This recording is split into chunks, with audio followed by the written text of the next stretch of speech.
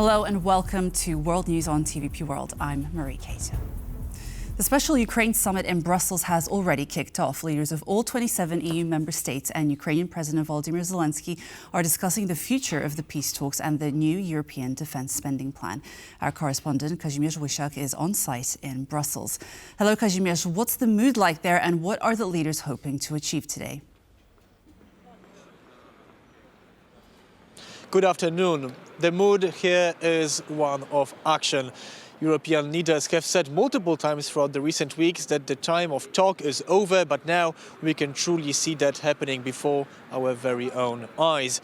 We have leaders of all 27 member states here for the special Ukraine summit and the Ukrainian President Volodymyr Zelenskyy as well, discussing the future of the war, but also with the new defense plan. And that plan is mainly concerning the way that the European Commission wants EU countries to spend more on defense through basically a new loan and an instrument of up to 150 billion euro, which EU member states could use to boost their defense capabilities. We've had here some of the key players, including Ukrainian President Volodymyr Zelenskyy, European Council President Antonio Costa and President of the European Commission speak here today. So let's listen to what they had to say. Stronger European defense, it boosts Ukrainian defense, and a stronger capacity for Ukraine defense is also very important to boost our own defense. That's why, because we are here to support Ukraine for achieve a comprehensive, just and lasting peace. This is a watershed moment for Europe. And Ukraine, as part of our European family, it's also a watershed moment for Ukraine. Europe faces a clear and present danger, and therefore Europe has to be able to protect itself, to defend itself, as we have to put Ukraine in a position to protect itself and to push for a lasting and just peace. We are very thankful that we are not alone, and these are not just words, we feel it. It's very important. You made a strong signal to Ukrainian people, to Ukrainian warriors, to civilians, to all our families, and it's great that we are not alone. We feel it and we know it. Thank you so much for everything. This statement, this powerful message from the European leaders that Ukraine is not alone, but also that Europe is about to spend more on its own defense, is especially crucial in the context of what happened earlier this week. US President Donald Trump earlier this week announced a suspension of all US military aid to Ukraine in a historic move, putting pressure on Ukraine to agree to a minerals deal and to continue with the peace talks with Russia. So now Europe is trying to take more responsibility for its own security, hence this new plan proposed by the European Commission President. And more spending on defense, including the exclusion of defense expenditure from the procedure of excessive deficit, is something that Poland has actually been trying to achieve and for the EU to agree on earlier last year, and then it was rejected. Now the European Commission sees this moment as a perfect opportunity and the right time for the EU to start spending more on defense. Polish Prime Minister Donald Tusk expressed his happiness with the fact that Europe is finally following Poland's example when it comes to defense spending. Let's listen to what he had to say. There is no doubt that the war in Ukraine, the new approach of the American administration to Europe, and above all the arms race initiated by Russia, present us with completely new challenges. Europe must take on this challenge and this arms race, and it must win it. I am convinced that Russia will lose it, just as the Soviet Union lost it 40 years ago. This is the only way to prevent a wider-scale conflict. But this summit is not only about European defense. It is also about supporting Ukraine. And part of that is a proposition from European leaders to create a separate fund for Ukraine on top of the robust help that the EU is already providing to Kyiv. Let's listen to the Lithuanian President Gitanas Nausėda, who spoke about this very idea. We calculated if our countries will commit to pay the same amount, Ukraine would receive 43 billion euros, and this is a lot. And this is really what they need right now. For me, it's also important to support Ukraine politically. So I proposed to set up the orientational date of Ukraine's membership in European Union. For example, 2030, January 1st. It will be not a legal definition, but it will be our political commitment to set the path and to send very clear guidelines to our friends Ukrainians, which need our support, and not only military, financial support, but also political support. The question whether the European Union and all 27 leaders gathered here can reach a consensus on further support for Ukraine and this new defense plan is the million-dollar question here in Brussels, as we have countries such as Hungary and Slovakia, which have for the past dozens of months been against the current, let's say, when it comes to supporting Ukraine and to stand firmly against Russia. So we will see whether the consensus will be reached today, although many European leaders are optimistic that that could actually happen. We'll bring you more throughout the day from Brussels. Back to you in the studio. Many thanks, Kazimierz Wysiak, reporting from Brussels. During his televised Wednesday night address, French President Emmanuel Macron announced he would open a strategic debate on extending the French nuclear umbrella to Paris's European partners.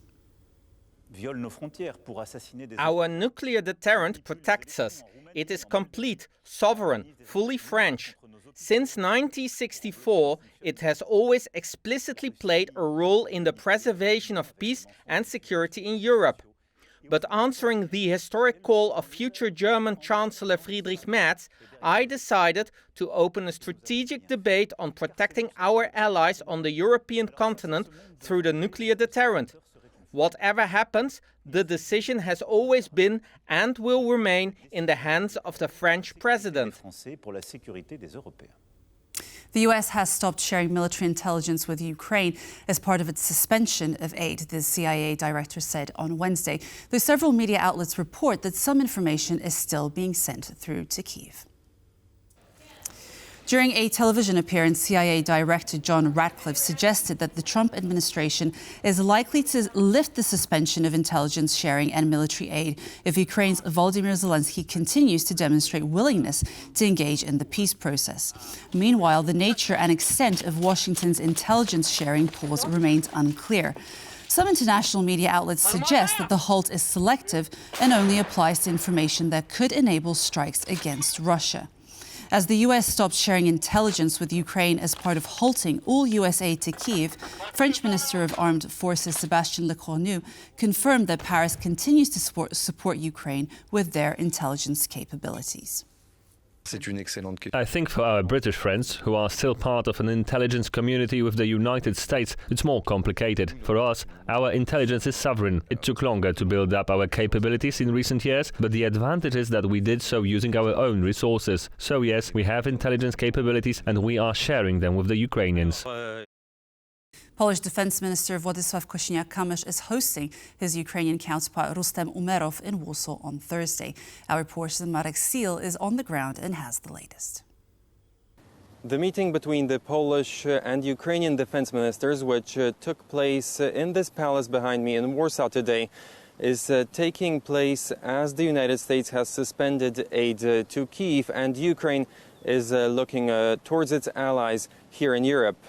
Rustem Umerov and Władysław Kosiniak-Kamysz spoke for nearly an hour and spoke to journalists afterwards during a brief press conference, Władysław Kosiniak-Kamysz assured of Poland's continued support for Ukraine. He said that nothing has changed in this matter. He said that Poland was also continuing operations at the Rzeszów-Jasionka airport, a crucial hub for aid to Ukraine, as news emerged that the United States has been shutting this aid hub.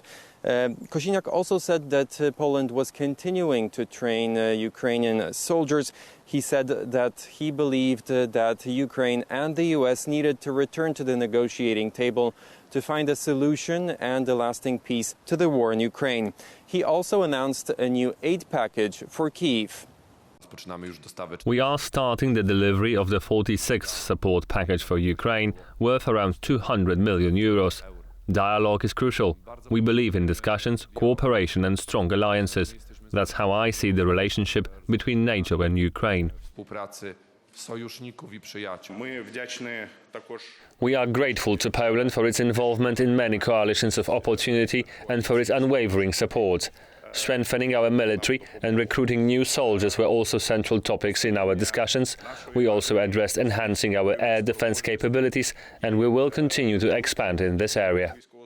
During the press conference, Władysław Kosiniak-Kamysz also said he would be departing soon to Kyiv for meetings about cooperation between the Polish and Ukrainian arms manufacturers. Rustem Umerov, the Ukrainian defense minister, said that several deals are on the table and they concern current capacity, but they also concern long-term armaments projects between Poland and Ukraine. The Ukrainian defense minister, who visited Warsaw today, he said that he was very thankful for Polish support towards Kyiv, and he said that this meeting demonstrates the unity between the two states. He also said that Ukraine has not been left alone by its European partners.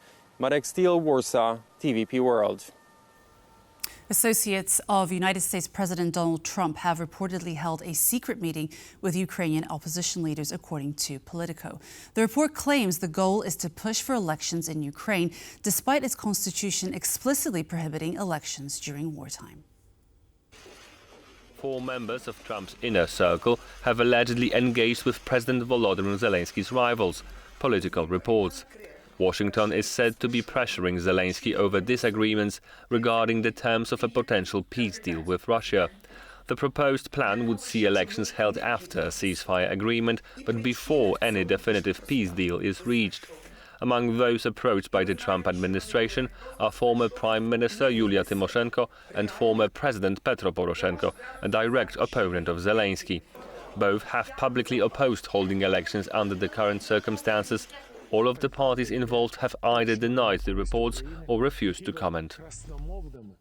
Polish President Andrzej Duda is traveling to Brussels to meet with NATO Secretary General Mark Rutte. The visit coincides with the extraordinary meeting of the European Council on European Defence and Support for Ukraine.